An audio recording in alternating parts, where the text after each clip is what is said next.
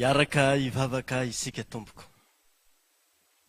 Sotranao zay ry Andriamanitra rainay io, natarana indray ity maraina vaovao ity.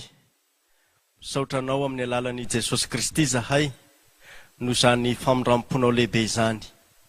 Ary tsy mendrika ny andray zany zavatsoa avy aminao zany zahay. Fa noho ny alehibe ny famondram-ponao sy ny fitiavanao, dia ataonao zany. Ary manolotra eo am-pelantananao ty andro vaovao ity, mba ho andro zay hanasitrananao, hanadiovanao, ary amelomanao zay maty finoana rehetra, ary ampahirezanao zay miravoravo tanana. Sotranao zahay, fa afaka mandreny teny fiainana avy aminao, dia mitaria lalana anay, amin'ny alalan'ny fanainao masina, hanokatra ny fonay koa, andehanana zany teninao zany, hahatonga anay hanana fotorotoro sy mangorakoraka, zay tsy ho ataonao tsinotsinona Andriamanitra. Misotranao zahay, noho ny fitiavanao, mbola iantsonao anay, amin'ny anaranay, amin'ny mahazanakao anay, ary tianao avaozina, tianao mena fiainam-baovao. Amin'ny anaran'i Jesosy no angatana izany vavaka izany. Amen. Manantitra ny fiarabanantsika riavana natratra izao maraim-baovao izao. Ny tenin'Andriamanitra zay anjarantsika amin'ity zoma, fa 17 aprily, taona 2024 ity, dia ny Jaona 20, andininy 2 ka hatramin'ny 7. Jaona 20, andininy 2 ka hatramin'ny 7. Vaky toy izao ny teny amin'ny anaran'i Jesosy. Ho Jesosy taminy, ry Maria, dia nitodika izy, ka niteny taminy nanao teny Hebreo hoe, Rabony, izany hoe mpampianatro. Ho Jesosy taminy, aza manendry aho, fa tsy mbola niakatra tany amin'ny ray aho, fa mandehana makany amin'ny rahalahiko, ka lazao aminy hoe miakatra ho any amin'ny raiko sy ny rainareo aho, ary ho any amin'ny Andriamanitro sy Andriamanitrareo. Dia tonga Maria Magdalena, ka nilaza tamin'ny mpianatra hoe, efa nahita ny Tompo aho, sady izany teny zany no nolazainy taminy. Ray masinao manamasinana amin'ny fahamarinana, ny teninao ny fahamarinana. Amen. Ry havana malala, ho aminareo rehetra ny fahasoavana sy ny fiadanana avy amin'Andriamanitra, raitsika sy Jesosy Kristy Tompo. Amen. Ny tenin'Andriamanitra zay anjarantsika androany dia maneho indrindra ny zavatra niseho tao aorian'ny nitsanganan'i Jesosy tamin'ny maty. Ho an'ny ankizy rehetra zay mandrena mahita izao fandarana izao, izao toriteny izao, dia ampatsiahy kely anareo arak'izy hoe Jesosy Tompo efa niantso ny anaranareo. Ho an'izay vita batisa dia efa nantsony Jesosy tamin'ny anarantsika avy isika. Ary izany fiantsona antsika tamin'ny anarantsika izany dia marika ny mahazanak'Andriamanitra tsika. Tsy ny pastora no hoe nanonona, na dia ny vavan'ny pastora tokoa aza no nanonona izany teo amin'ny batisa, fa Jesosy mihitsy no manonona ny anarantsika, ary mampiditra tsika ho ao amin'ny fiainana mandrakizay. Tena fifaliana ho antsika zany, ho an'izay rehetra vita batisa. Ary raha sanatria misy mbola tsy vita batisa, dia angatao dada sineny, ampirisio izy hoe mba ataovy batisa. Ary ho anao kosa, efa lehibe kanefa mbola tsy vita batisa, dia aoka androso satria tena zava-dehibe ny anonan Jesosy ny anaranao eo amin'ny batisa, ary ny ampidirany anao ho ao amin'ny fanjakany handova fiainana mandrakizay. Dia anampifaliana ny zaza rehetra izay mandre izao tenin'Andriamanitra izao. Ry havana malala, ny tenin'Andriamanitra tao amin'ny Mateo 5:20, andininy 1:30, dia milaza amintsika manao hoe, hamely ny mpiandry aho, dia hiaka ny ondry andrasana. Ny namonoana an' Jesosy dia niteraka tahotra sy orooro tao amin'ny mpianatra. Zany no vokany, zany hoe ilay famelesana ny mpiandry dia ny namonoana an' Jesosy zany. Ary ilay hoe miaka ny ondry andrasana dia ilay horohoro tahotra ary fandosirana zany no vokatra izany. Fa tsy natao apasana an' Jesosy na ny fatin' Jesosy dia nandesy fanantenana ireo mpanaraka azy. I Maria Magdalena moa no retsika amin'ny tenin'Andriamanitra anjarantsika ito, ary zany no nampitomany an'i Maria eo anatrehan'izany toe-javatra mampisavorovoro ny sain'ny mpianatra izany, ary mahavaky fo izany no ijoroany Jesosy ilay tompony fiainana. Ary ny filazantsara araka ny Jaona moa, ny antony nanoratana izany dia ny mba inoana any Jesosy ho Kristy zanak'Andriamanitra, ary mba nanana fiainana amin'ny anarany raha mino isika. Jaona 2:2-3:30. Amin'izany teny izany no hanambarana amintsika fa mikendry hanambara amintsika koa fa Jesosy no Kristy zanak'Andriamanitra velona, izao tenin'Andriamanitra izao, ary ao aminy no hananantsika fiainana mandrakizay. Jesosy Kristy Tompo dia manana fahefana hanolotra ny ainy ary manana fahefana haka azy indray. Jaona 2:10-12. Izany teny izany dia manambara amintsika ny hoe nanolotra ny ainy ho amin'ny fahafatesana Jesosy, nefa nanana fahefana haka izany, zany hoe izy tenany no nitsangana.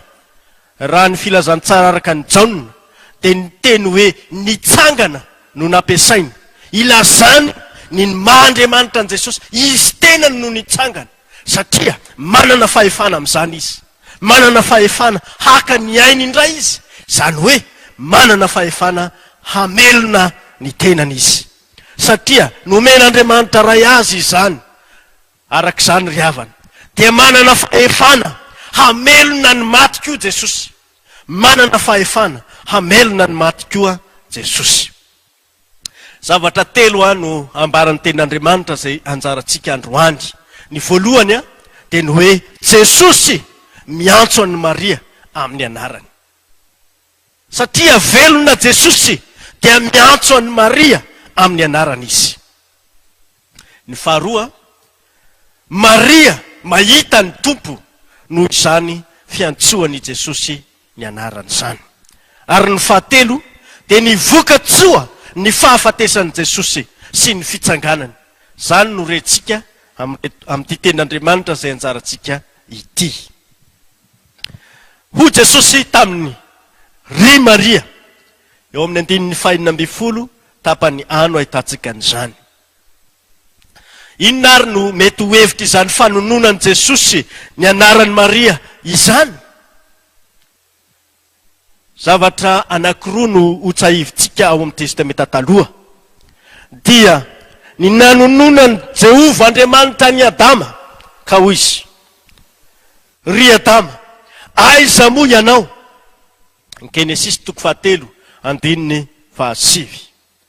Raha ty antso izay nataon'i Jehova Andriamanitra tamin'ny Adama ity, nanononan'i Jehova Andriamanitra ny anarany, dia antso mpibebahana, ary antso izay mitady ny very. Zany fitadiavana ny very zany moa ry havana dia fomba n'Andriamanitra, tsy tamin'ny testamenta taloha ihany fa indrindra koa amin'ny fotoana izay nahatongavan'i Jesosy teto amin'ity zao tontolo izao ity amin'ny testamenta vaovao. Arak'izany dia raha tsy nitoetra tamin'ny toerany i Adama zanak'Andriamanitra, dia antson'Andriamanitra hibebaka. Izany ry havana no antony izao fanononan'i Jehova Andriamanitra ny anaran'ny Adama izao.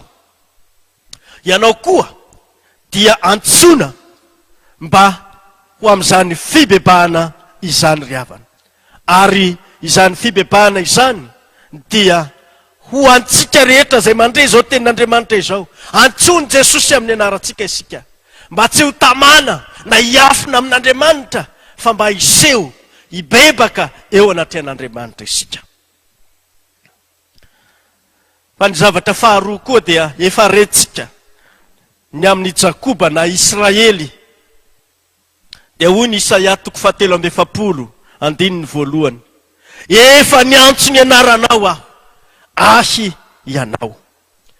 Izany tenin'Andriamanitra izany dia maneo fa lay Andriamanitra niantso any Abrahama sy Isaka, rain'ny Jakoba na rain'ny Israely, dia manome toky azy fafananana sarobidy eo ampelantanany i Jakoba na Israely.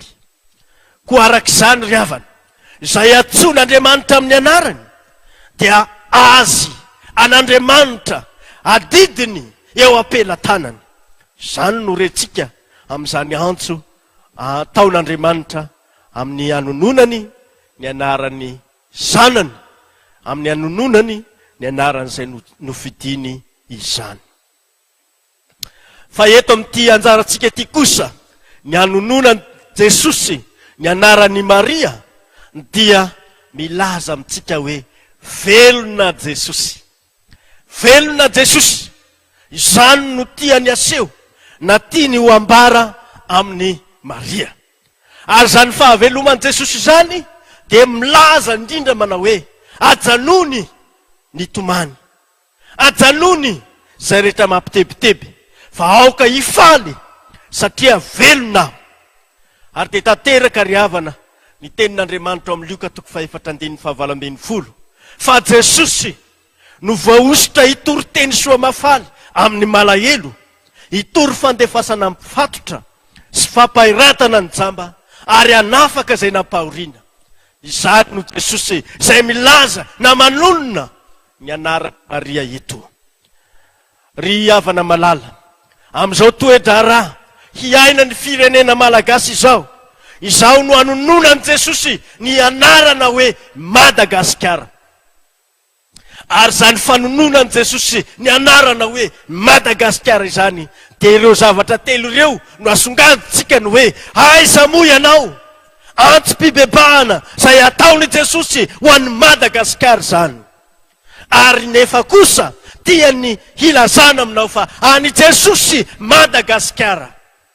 Zany no tiany tia andray antanana ny fiainany Madagasikara Jesosy. Amin'izany fandraisana tanana izany dia tsy tiany hierikerika, tsy tiany hitoky amin'ny zavatra hafa. Ary tiany koa aseho fa Jesosy dia velona ho anao ry Madagasikara. Aoka hatsahatra hatreo ny tomany, ny toloko, ny tahotra.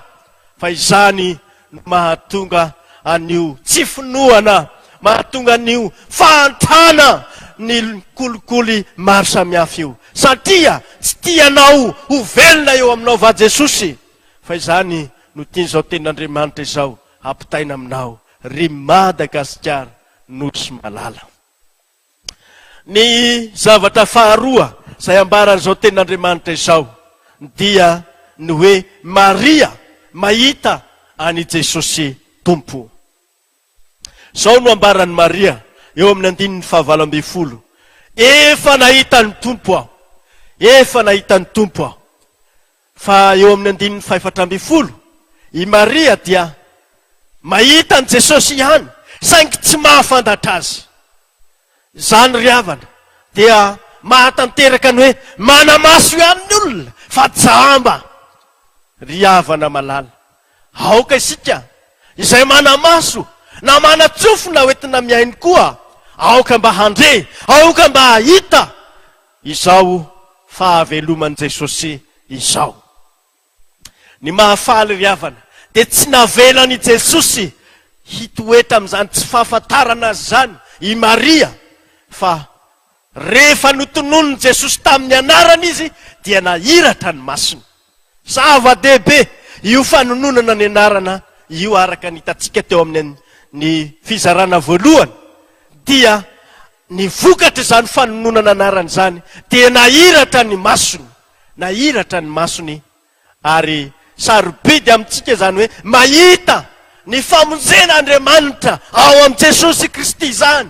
Izany no kendren'Andriamanitra amintsika ry havana. Ahoana ary no nataon'i Jesosy mba hahiratany mason'ny Maria? Rehefa nanonona ny anarany Maria Jesosy dia nihodiny izy, hoy ny tenin'Andriamanitra. Zany hoe ny lamosiny Maria no nomeny an Jesosy. Fa lay fiodinana zay ambarany ten'Andriamanitra eto dia tsy hoe niheritra, tsy zany no lazay ny ten'Andriamanitra eto, fa izao ny vatany ray manontolo no nihodina.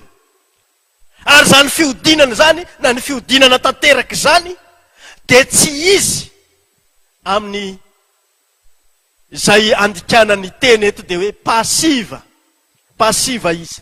Zany hoe tsy avy amin'ny tenany no nampitodika azy, fa avy amin'ny Jesosy ilay nanonona ny anarany. Zany no ambarany ten'Andriamanitra eto. Inona ary no antony zany fiantsoana ny anarany sy ny nitodiany Maria izany dia ny mba hibanjinany any Jesosy. Ny hibanjinany any Jesosy, lay velona, lay nandresy ny fahafatesana. Izany ry havana no ataony Jesosy aminao koa, zay mandre zao ten'Andriamanitra izao. Manonona ny anaranao Jesosy, manonona ny anaranao Jesosy, ka aoka ry havanao, mba tsy ny lamosinao no omenao an Jesosy, fa mijery azy dia ho velona ianao. Zava-dehibe loatra ry havana izao nataony Jesosy amin'ny Maria izao, ary ataony Jesosy aminao koa, raha mbola hoe velona ina ianao. Fa tsarovy fa ho fahaverezana ho anao ane, raha toa ka efa nanonona ny anaranao Jesosy kanefa mbola ny lamosinao ihany no menao an Jesosy. Mampalahelo an Jesosy zany, mampitomany an Jesosy zany, fa amin'ity anio ty dia te hampifaly anao Jesosy ho an'ny izay rehetra mitodika amin' Jesosy, mibebaka ary mibanjina tsara ny azo fijalian Jesosy, mibanjina tsara any Jesosy lay tianao, dia ho velona tokoa ianao. Ny manarak'izany ry havana, mitory ny nahitany Maria any Jesosy dia ny nahalalany hoe rabony na rabony, mety avokoa zany. Fa ny dikany dia ny hoe mpampianatra.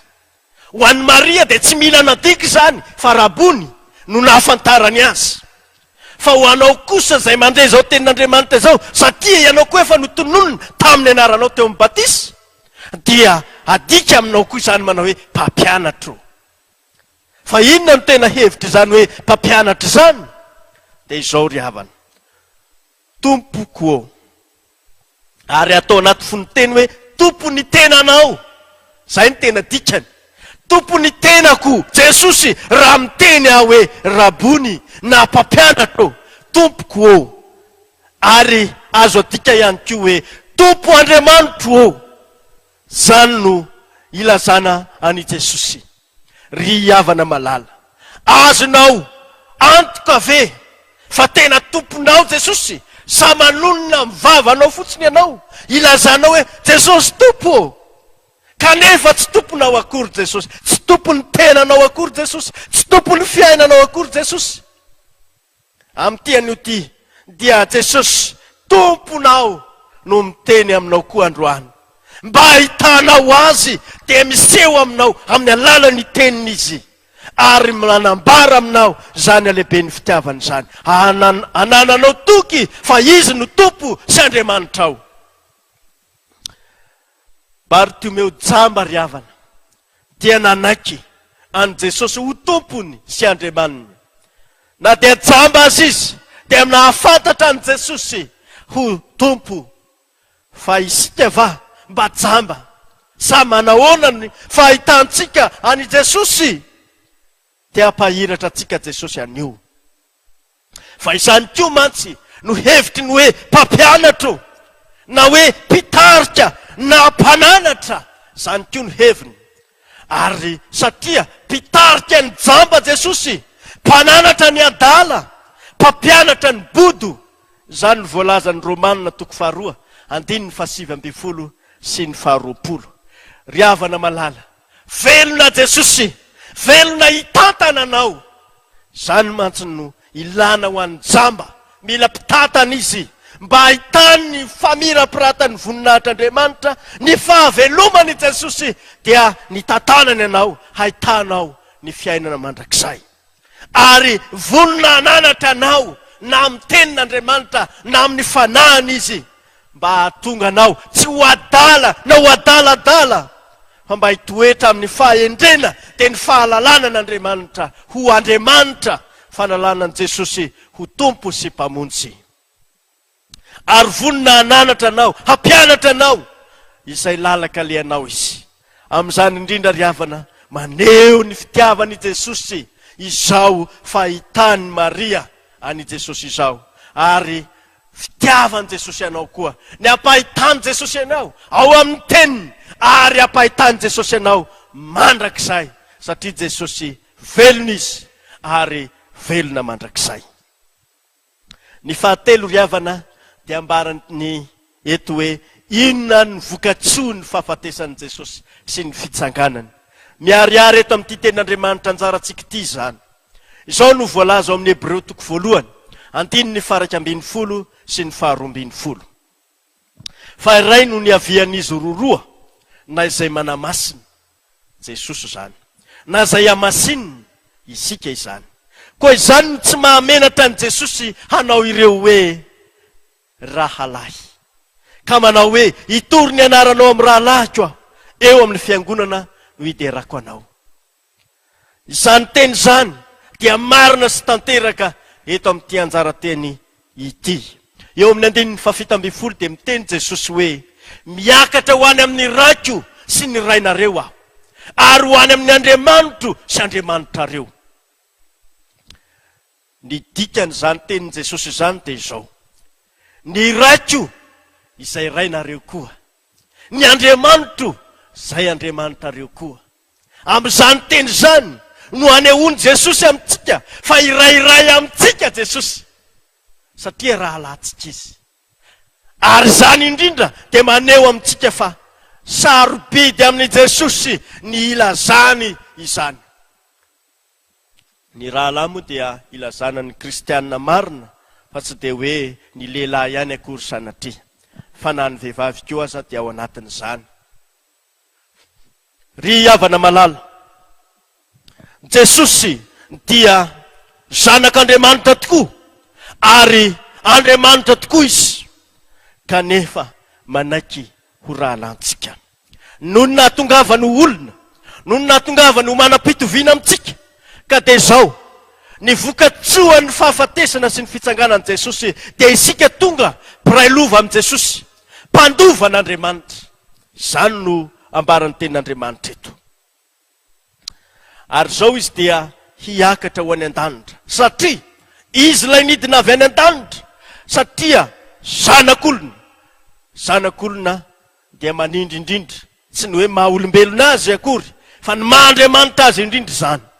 Satria ny zanak'olona amin'ny testamenta taloha dia tompony hery sy ny fahefana ary nomena fanapahana amin'ny firenena rehetra. Ary rehefa nandresy ny fahafatesana Jesosy dia tompony hery sy ny fahefana hatrany an-danitra ka hatretỳ tany. Ary zany indrindra no nanaovan'Andriamanitra azy ho ambony noho ny lanitra araka izay ambaran'ny tenin'Andriamanitra. Zanak'Andriamanitra tokoa Jesosy nitsangana tamin'ny maty ary izy lay miakatra ho any an-danitra dia maneho amintsika fa any no honenantsika koa satria ny Andriamanitsika dia any, ny raitsika dia any, ny rahalatsika Jesosy Kristy dia any. Tsara hotsindrina ihany anefa ry havana fa ny tena tsara ny anononantsika ny anaran'i Jesosy dia ny hoe Jesosy tompo sy mpamonjy. Satria zany nefa nivoalazantsika teo aloha fa Jesosy no manonona antsika ho rahalahy. Tsy dia tandrifo loatra ny hoe Jesosy zoky satria mety hanivaiva azy ndray zany raha toa ka izany no tsindriana be loatra izany. Fa aleo Jesosy no hanonona anao ho rahalahy sy anabavy. Fa aleotsika dia mitoetra ho mpianatry Jesosy. Jesosy no tompo sy mpamonjy antsika. Izany no mendrika any Jesosy. Ao amin'ny batisa ry havana no andraisantsika ny vokatsoa ny fahafatesany Jesosy sy ny fitsanganany. Inona ary zany vokatsoa izany? Ny famonjeny Jesosy voaraitsika zany. Ny nandraisana atsika ho zanak'Andriamanitra ary nahatonga atsika ho ao amin'ny fanjakany lanitra. Rehefa vita ny batisa, zany hoe rehefa vita ny batisa atao eto am-piangonana ohatra, dia izao no tononona. Isaorana Andriamanitra rainy Jesosy Kristy tompontsika, izay niteraka atsika indray araka ny haben'ny famindram-pony ho amin'ny fanantenana velona tamin'ny tsanganan Jesosy Kristy tamin'ny maty. Araka ny Petera 1:2-9.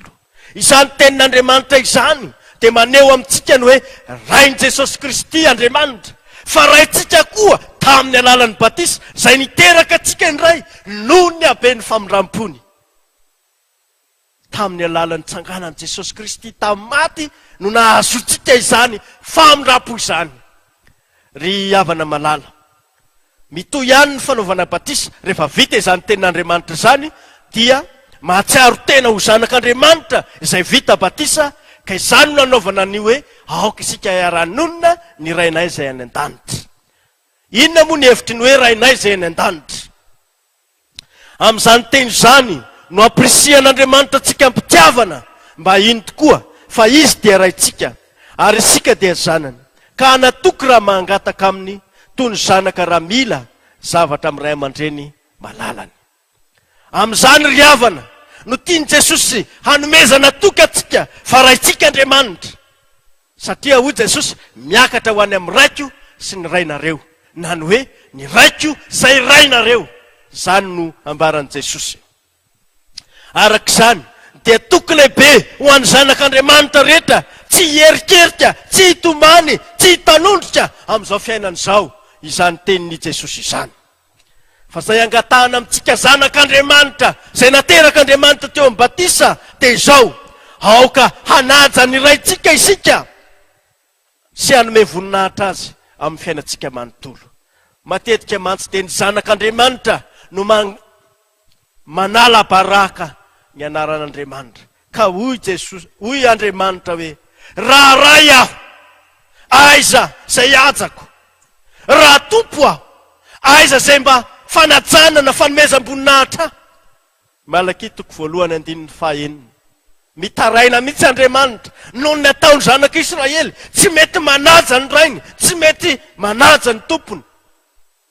Ry havana malala, mba aoka ho ataotsika ho antso-pibebahana tokoa izao andro anio izao, ary aoka mba hatsapatsika fa Jesosy lay velona no mandray atanana ny fiainanao, ary koa velona hitondranao ho any amin'ny fiainana mandraikizay Jesosy. Feny ary dia hoy ny tenin'Andriamanitra, ary ireo olony ary Andriamanitra no hitoetreo aminy, dia ho Andriamaniny, ary ho fafany ny ranomaso rehetra amin'ny masony, ary tsisy fahafatesana intsony, sady tsisy alahelo na fitarainana na fanaintainana, fa efa lasa ny zavatra taloha. Apokalipsy 2:1-3 Eny, efa lasa tokoa ny zavatra taloha.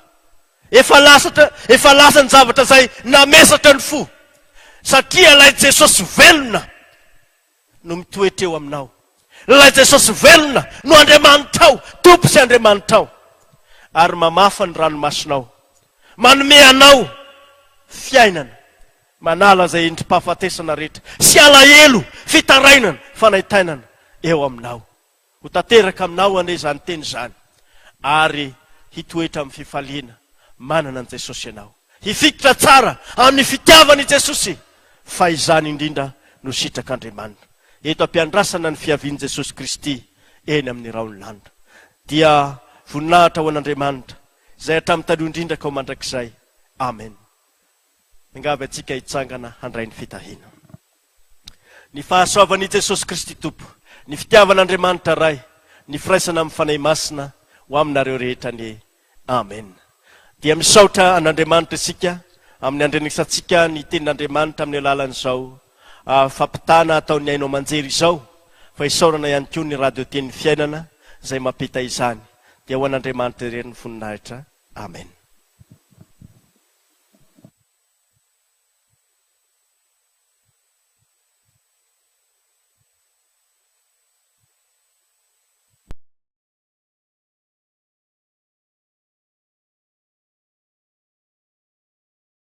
Jesosiro hazo mangaso Fitai andai ke firenge Bentuku Niminua Suluna fakavu Ni devuli la vitazemu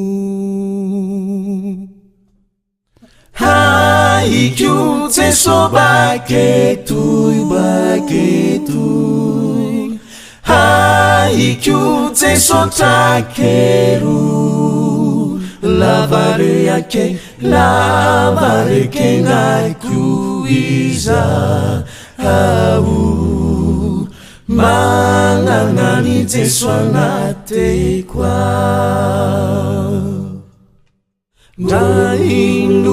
Inu misuma yetu Teso tiataka lunda ketiazu Afu Tiampira fe Siamindra tifiatau Tifinu anaziangate kwa Haiku teso baketu Haiku teso takeru Lavare kengai kuiza Au Mananani teso natekwa Baibuliru Aveluma tuku Kavakir Talu kavakir Lakami emutseku Tamuniluk Bahwa fakyavu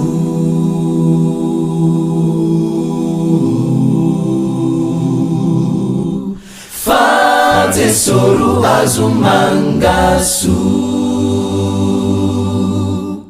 Haiku teso baketu Haiku teso takeru Lavare kengakuiza Au Mananani teso natekwa Haiku teso baketu Haiku teso takeru Lavare kengakuiza Au Mananani teso natekwa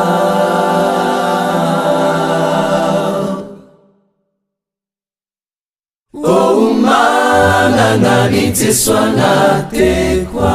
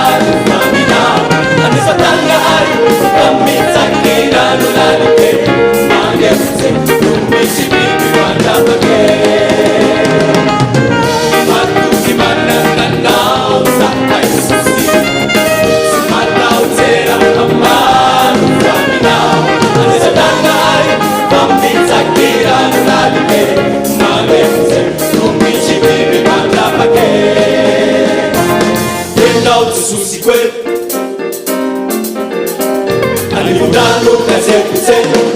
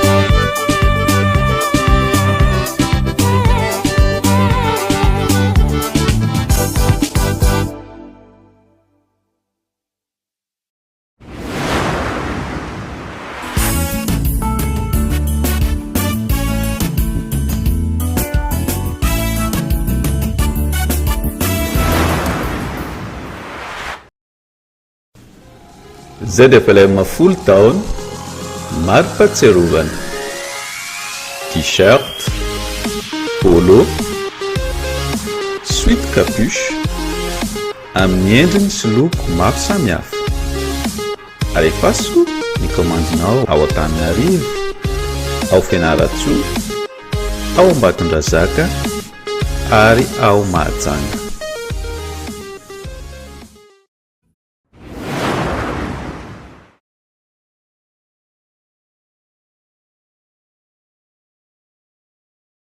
Ny ZFLM ao anatin'ny fankalazana ny 20 taona dia manolotra anao famatsimbola tetikasa 20 janoary ka hatramin'ny 2 aprily.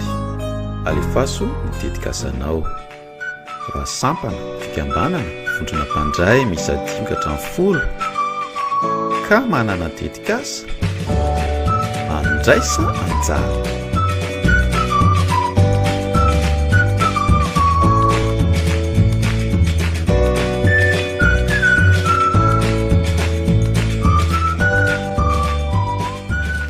Tetikasa fiarina mahakasika ny ara-tsosialy, mikendry fivoarana ary manaja ny tontolo iainana.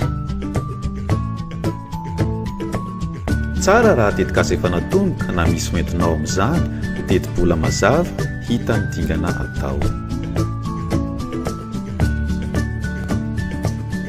Alefaso ary ny mombamomba ny tetikasa sy ny mpandray anjara ao amin'ny Loterana-Malagasy@gmail.com.